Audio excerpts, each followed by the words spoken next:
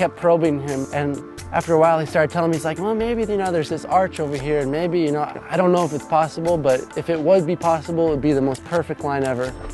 And so I was like, oh, wow. Swam out to the arch under it and was just totally blown away. When he looked, he's falling in love of the arch. But still, you know, I wasn't sure if it was possible, and I started working on it. I worked on it one trip, I had to leave. 2 months later, I came back again, had to leave. But by that time, I started to figure out more and more that it was possible, but just barely possible. When he say, no, Miguel, it's possible, I look, I don't believe. So that's why we're here again, you know, to try to complete it.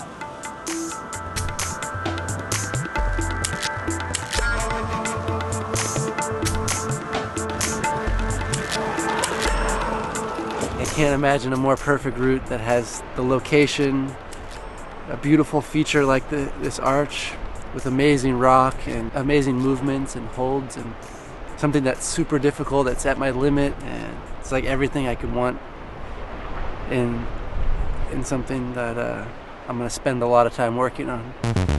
It has a really crazy dyno. A lot of coordination is involved. Your feet are really high and you have to kind of rock up onto your feet and then explode off of them. It's just a pure, all 4 points cut loose dyno. I've probably tried that move 100 times by now.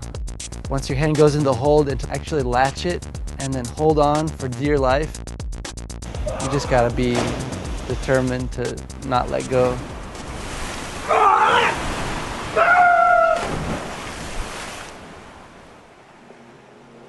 Once I get past the dyno, I just have to get prepared for the upper crux.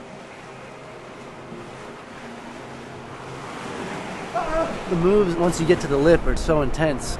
It just barely goes. You're on an arete and you're slapping up the feature rather than climbing on like real holds. In some ways, it might even be harder than the dyno.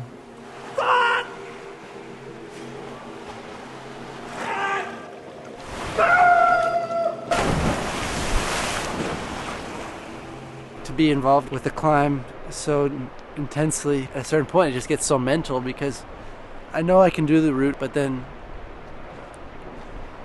every time I try it, I get kind of this anxiety, like, oh, maybe this could be the time, and you get really nervous and get attached to wanting to do the climb. And the times that are always best when I can just feel natural and move freely and I'm not worried about success or failure. I'm just kind of having fun and trying and letting it flow, and that's where I need to be. But it's hard to be there when you're just like, is this going to be the time that I send it? And you start getting like neurotic about the whole thing, but at the same time, it's the whole process of like pushing yourself to a higher place and just being like dedicated and committed to coming back and working on it and doing whatever it takes. I've spent like over 4 years working on certain projects, falling off over and over and over again, and you just get frustrated and depressed.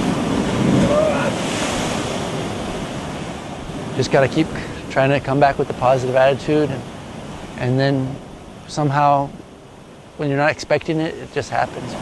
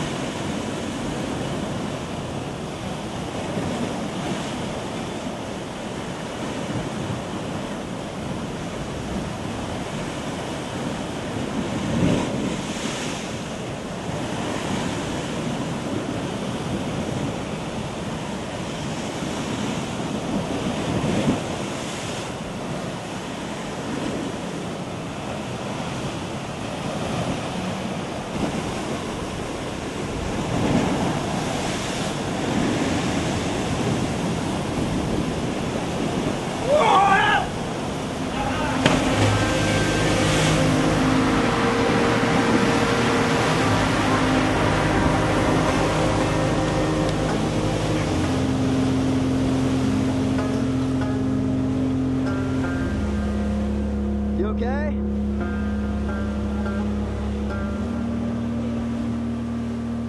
Another 3-week stay here.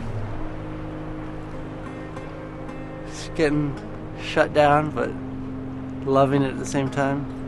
You know, there's definitely times where I get discouraged, but that's what I want, something that's really difficult for me. So it's good to actually get shut down, because then you know that you're at your limit.